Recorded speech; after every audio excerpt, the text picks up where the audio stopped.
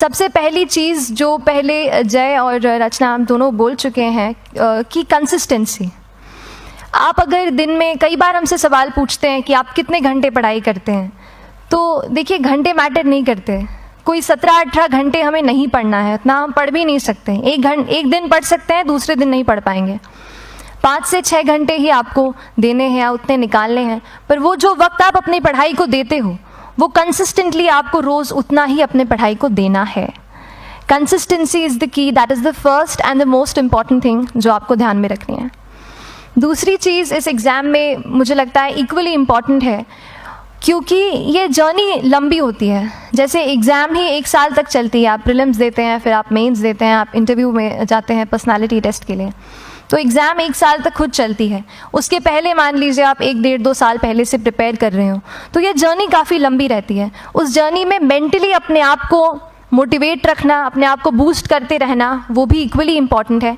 और इसीलिए अपने आप पर भरोसा बेहद ज़रूरी है।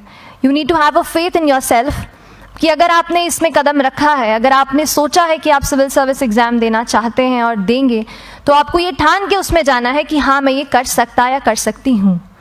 ये एक अपना मोटिवेशन, अपने साथ एक फेथ, बिलीफ अपने ऊपर आपको हमेशा रखना है। कमिंग टू प्रेपरेशन की कैसे तैयारी करनी है, बहुत सारी बातें आप सुन चुके हैं कि आंसर राइटिंग में कैसे करना होता है, आंसर राइटिंग का स्ट्रक्चर कैसा होना चाहिए। तो मैं शुरू में सबसे पहले ये कहूँगी कि मेरे प्रिपरेशन का बेस 2 चीज़ें रहीं। पहला था करंट अफेयर्स। करंट अफेयर्स इसलिए मैंने उसको उसी से शुरुआत की क्योंकि करंट अफेयर्स सबसे इंटरेस्टिंग पार्ट होता है।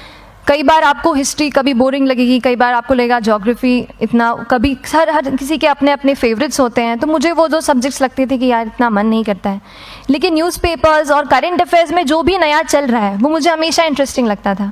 इंटरनेशनल रिलेशंस में क्या हो रहा है, क्या सोशल रियलिटीज़ हैं, कहाँ क्या हुआ, उसका क्या इम्पैक्ट पड़ेगा एडमिनिस्ट्रेशन पे और हमारे कंट्री पे, तो उसको आप अपना एक बेस बना सकते हो।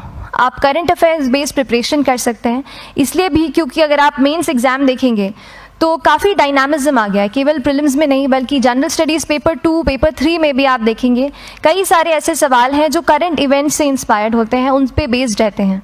तो जब आप न्यूज़पेपर बेस्ड, करंट बेस्ड पढ़ाई करते हैं तो वो आपका प्रिपरेशन वहाँ से भी कवर हो सकता है। दूसरी जो चीज़ मैंने जिस पे बहुत फोकस किया वो थी आंसर राइटिंग। तो आंसर राइटिंग का, जैसे खान सर बता रहे थे कि आंसर राइटिंग की प्रैक्टिस बहुत की, तो उसके पीछे मेरा ये था कि जब मैं हमेशा प्रीलिम्स का कोई भी पेपर टेस्ट देती थी, हम मॉक टेस्ट देते हैं, तो मॉक टेस्ट देती थी तो हमेशा मेरे मार्क्स करीब 90 to 110, 120, इससे ऊपर मेरे कभी मार्क्स नहीं जाते थे। तो मुझे हमेशा ये डर था कि यार प्रीलिम्स में कहीं मेरा कुछ, क्योंकि कट ऑफ भी इसी कुछ रेंज में जाता है, तो हमेशा लगता था कि यार कुछ गड़बड़ यहाँ ना हो जाए। लेकिन जब मैंने आंसर राइटिंग की और मेंस एग्ज़ाम के बारे में जाना, तब मुझे लगा कि आंसर राइटिंग एक ऐसी चीज़ है, मेंस एक ऐसा फेज़ है सिविल सर्विस एग्ज़ाम का जहाँ पे आप अच्छे से तैयारी कर सकते हैं। And if you have written the answers, if you know कि you have covered the points well, if you have included उसमें कुछ आपने facts, international reports, government schemes, आपने कुछ ऐसे उसमें सॉल्व भी डाला है, तो जो रिजल्ट आएगा वो सेटिस्फैक्ट्री ही आएगा, अच्छा ही आएगा। तो मेंस एक ऐसा पार्ट है जिस पे आप काफ़ी बैंक ऑन कर सकते हो। मैं जब पर्सनालिटी टेस्ट भी मैंने दिया, तो इस बार भी आप नंबर्स देखेंगे तो आसपास की रैंक के हिसाब से मेरे नंबर्स उसमें कम हैं, लेकिन it is just the general studies and the answer writing part, जो मेंस के जो वो है मार्क्स हैं या मेंस का जो एक फैक्टर रहा, वो मेरे लिए सबसे ज़्यादा इंपॉर्टेंट डिसाइडिंग फैक्टर रहा है। तो अपना एक्सपीरियंस यही बताऊँगी कि आंसर राइटिंग पर आप विशेष फोकस कीजिए।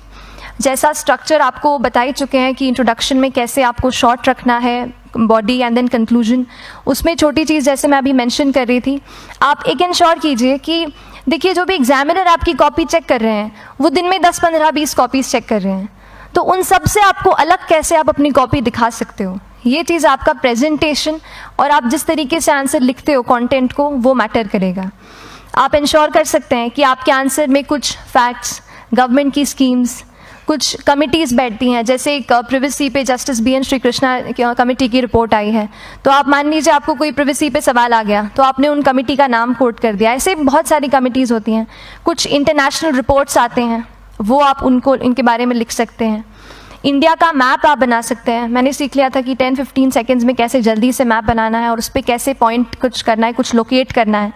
तो ये कुछ ऐसी चीज़ें हैं जो आपके आंसर्स को एनरिच करेंगी और प्रेजेंटेबल बनाएंगी। तो इस तरीके से आंसर्स पे जैसे हम क्लास करते हैं, लेकिन उसके साथ साथ आपको ये कोशिश करनी है कि 1 से 2 आंसर पर डे आपको ज़रूर लिखने ही लिखने हैं, apart from the test series that you are doing. Answer writing से 2-3 चीज़ें होती हैं, ना केवल हमारी एक लिखने का हमें समझ आता है हम क्या लिखते हैं कैसा है, पर हमारा कॉम्प्रिहेंशन भी इम्प्रूव होता है। हमें कितना समझ में आया वो भी हमें खुद समझ आता है जब हम आंसर्स लिखते हैं। और इसीलिए आंसर राइटिंग पे आप फोकस कीजिए, 1 से 2 आंसर ज़रूर लिखिए। और आंसर राइटिंग के बाद the third pillar of my preparation जो काफ़ी इंपॉर्टेंट जिसने रोल प्ले किया, that was tests and test series and mocks. देखिए हम पढ़ रहे हैं यहाँ पर, I will also come to the point कि हम कैसे दिल्ली, भोपाल और इंदौर में प्रिपेयर करके बिना दिल्ली जाए हम कैसे कर सकते हैं, I will come to that point. पर उसके पहले टेस्ट की थोड़ी बात कर लेती हूँ कि टेस्ट देना क्यों ज़रूरी है। हम ये जो एग्ज़ाम दे रहे हैं सिविल सर्विस की, एक ऑल इंडिया लेवल एग्ज़ाम है and this cut throat competition. तो उसके लिए आप केवल पढ़ते रहें, सारी बुक्स, मटेरियल्स, स्टैंडर्ड ये करंट का सब पढ़ लें, लेकिन अगर आप ये नहीं जज कर पाए कि आपका क्या लेवल है at an all India level, तो चीज़ें समझ में आप नहीं, मतलब आप आगे नहीं बढ़ पाएंगे या सही डायरेक्शन नहीं पकड़ पाएंगे। तो इसलिए आप टेस्ट से घबराइए मत। कई बार टेस्ट का इनर्शिया होता है, ऐसे लगता है कि जब तक पूरा सिलेबस कंप्लीट नहीं कर लूँ तब तक टेस्ट नहीं दूंगा, लेकिन सच में बात ये होती है कि जब तक हम जीएस के मतलब पेपर देने अंदर भी घुसते हैं ना, तब भी उस सेकंड पे लग रहा होता है कि कुछ छूट गया है हमारा। तो ये चीज़ होगी ही, इसीलिए ये मैं कभी मत सोचिए कि जब तक पूरा सिलेबस नहीं कर लूँ टेस्ट नहीं दूंगा। जैसे आपका एक थोड़ा बेस बन जाता है प्रिपरेशन का, आप टेस्ट दीजिए, चाहे वो प्रीलिम्स का एमसीक्यू का टेस्ट हो या मेंस का राइटिंग स्किल की प्रैक्टिस हो, टेस्ट पे आप फोकस कीजिए। उसके बाद टेस्ट केवल देने के लिए नहीं देना है, उसको एनालाइज भी अच्छे से करना है। When you get the answer hints, when you get the answer keys, analyse properly कि आपकी क्या गलती हुई है और उससे भी सीखने की कोशिश कीजिए कि क्या कुछ नया मुझे इस टेस्ट पेपर से या इस आंसर कॉपी से मिल सकता है। तो इस तरह से टेस्ट पे भी आप फोकस कीजिए। And I will come lastly to the point कि जब मैंने प्रिपरेशन शुरू की थी अपने कॉलेज के 2nd ईयर 3rd ईयर आते आते, तो मन में बहुत सारे फियर्स थे। मैं भी एक नॉर्मल फैमिली से हूँ, मेरे फैमिली में किसी ने आज तक सिविल सर्विस का पेपर भी नहीं लिखा था, तो मन में बहुत सारे फियर्स थे, डाउट्स थे, क्या होगा, कैसे होगा। तो हो सकता है आपके मन में भी ऐसा हो। और हम जैसे यहाँ रहते हैं, हम सोचते हैं कि दिल्ली जाना तो सबसे ज़रूरी है, उसके बिना तो ये एग्ज़ाम हो ही नहीं सकती। तो उस पर मैं एक चीज़ बताना चाहूँगी कि जैसे KSG जैसे इंस्टीट्यूट हैं, जो फैकल्टी भी हमें वही मिलती है जो दिल्ली में पढ़ा रहे हैं, तो ये एक बहुत पॉजिटिव पॉइंट है कि क्वालिटी का कोई दिक्कत नहीं आएगी। बस एक चीज़ है, आप ज्वाइन करते हैं class, that will only provide you a direction. वो आपका रास्ता दिखा सकते हैं आपको कि इस रास्ते पर आपको चलना है, लेकिन चलना उस रास्ते पे आपको खुद है। You have to work on your own. कभी ये मत सोचे कि मैं वहाँ नहीं जा पा रहा हूँ तो नहीं हो सकता, यहाँ है, तो हम एक्सक्यूज़ेस बनाते हैं। कई बार चैलेंजेस आते हैं। तो मैंने कॉलेज के साथ प्रिपरेशन की, तो उसमें भी काफ़ी दिक्कत आती थी। कभी कभार कॉलेज की एग्ज़ाम होती थी तो इसमें मैं अपना उतना वक्त नहीं दे पाती थी। तो उस मोमेंट पे फिर प्लानिंग ने मुझे बहुत हेल्प किया कि हम किस तरीके से अपने कॉलेज के एग्ज़ाम के लिए प्लान कर लें। जैसे मैंने इंजीनियरिंग की है और मुझे पता है कि हम इंजीनियर्स 1 महीने से ज़्यादा पहले से पढ़ते नहीं हैं। पढ़ते हैं क्या? तो वो चीज़ आप ध्यान रख सकते हो, उसको अपना स्ट्रॉन्ग पॉइंट बना सकते हो। 1 से 1.5 महीना जब exam is approaching, I use to plan my entire syllabus का प्रिंट आउट निकाल के I use to make my notes. उस तरीके से उसको मैं उसको संभाल लेती थी।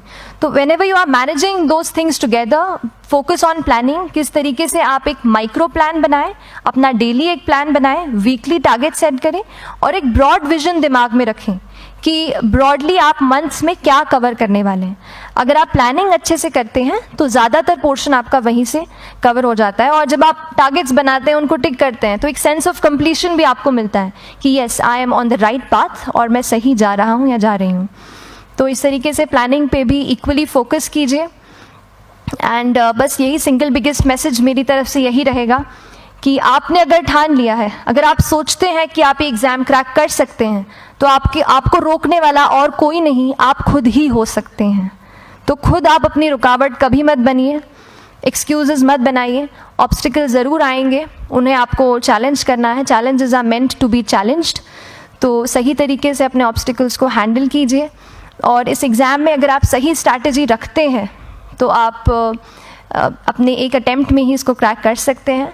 एंड एनीवेज आप जो भी अटैम्प्ट नेक्स्ट रखते हैं, दिल में यही रखिएगा कि जो ये मेरा नेक्स्ट अटैम्प्ट होने वाला है, ये मेरा बेस्ट अटैम्प्ट होने वाला है। कभी भी इस एग्ज़ाम को हाफ हार्टेडली मत दीजिए कि चलो दे के देखता हूँ कैसा है पैटर्न का एग्ज़ाम का। अगर एग्ज़ाम का पैटर्न देखना है ना, तो घर पे 3 घंटा टाइम लगा के एग्ज़ाम दे दो, बस केवल पैटर्न देखने के लिए एग्ज़ाम अटैम्प्ट मत कीजिए। जब आप एग्जामिनेशन हॉल में जा रहे हैं या कोई अटैम्प्ट आपने सेट किया है, तो अपना सब कुछ उस एग्ज़ाम को दीजिए, अपना टाइम, एनर्जी, फोकस, जितना भी करेक्ट आप उसमें पॉजिटिविटी डाल सकते हैं उसको दीजिए, एंड पूरी तैयारी के साथ ही इस पेपर को दीजिए, and I am sure that you'll succeed. So till then, all the very best to you and good luck.